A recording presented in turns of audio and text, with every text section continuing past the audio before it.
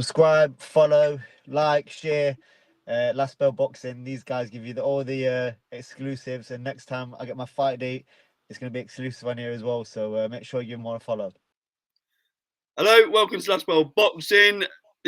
Joined by Mick, all the way from some remote place in Derbyshire. We won't mention where because you might get stalkers. So, good evening, Mick.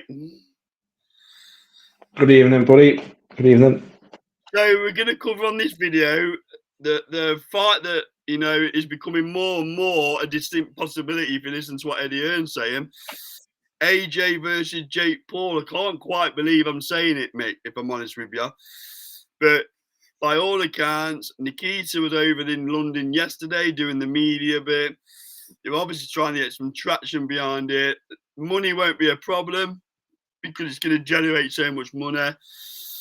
But I genuinely think this is a very, very dangerous fight for Jake Paul. A very, very dangerous one. So, give us your thoughts on it, Mick.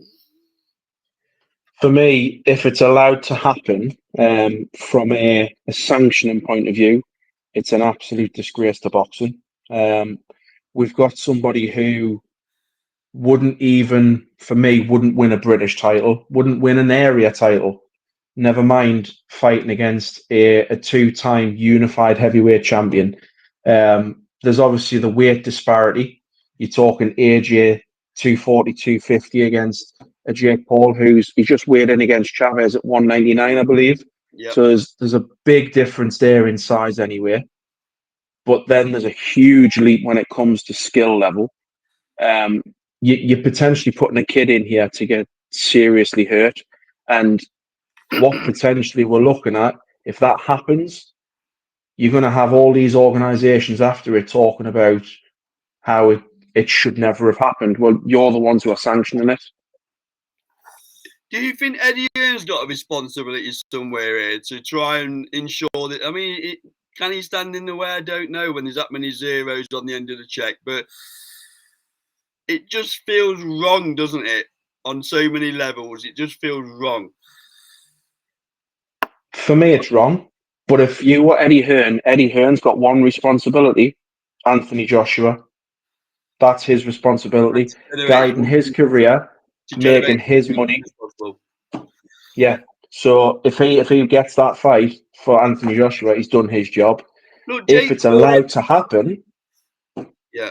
Jake Paul's not stupid, is there, right? So I just don't understand it because as much as AJ is not the prime AJ, he's still levels and levels above a Chavez Jr. who's, let's be honest, washed up, and Mike Tyson at 60-odd. So where's he getting this fake belief from, Mick, that he can hang with AJ, or is it just a pound note or a dollar? He don't need the money though, does he? He don't need the money. None of them need the money.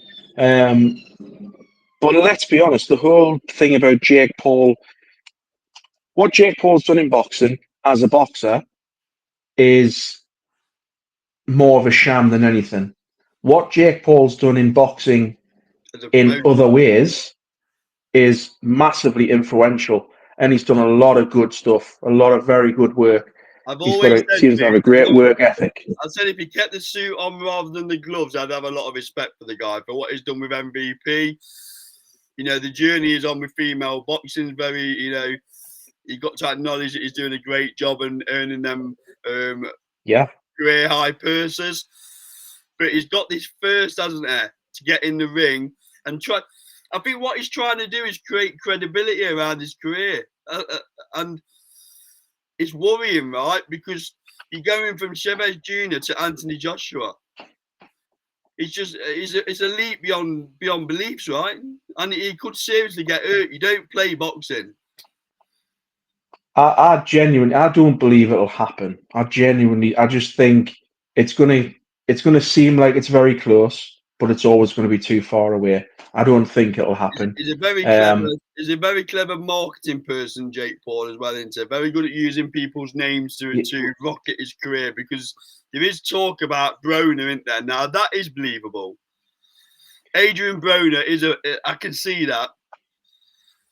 Every boxer out there, every combat athlete should look at what Jake Paul does and how he self-promotes himself, because on that level, he's an absolute genius, what he does and how he's done it. But as I say, his impact in boxing or on boxing is greater when he's wearing a suit than when he's wearing a pair of boxing shorts and gloves. Yeah, I think if we sit here in 12 months' time, Mick, he would have fought Broner, but he wouldn't have fought AJ. Yeah, I mean, look what he's done throughout his actual boxing career. He's always fighting people who are naturally smaller or past the point of, well, a pensioner, basically, or people who aren't even boxers. So you're looking at Broner. Broner was once fighting at 130 pounds. Yeah.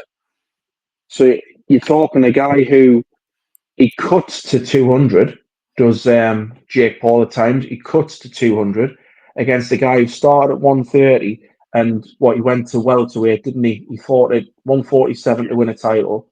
And let's have it right, Mick. Broner's a sort of name that has got high profile, but there's not much left in that tank, is there? Let's be honest. No.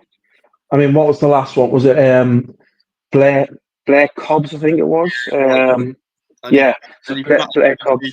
And he's no world beater, is he, with all due respect to Blair Cobbs, you know.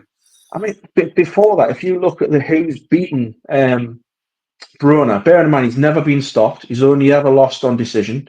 Yeah. You're talking Maidana, Mikey Garcia, Pacquiao, somebody else in there. Who?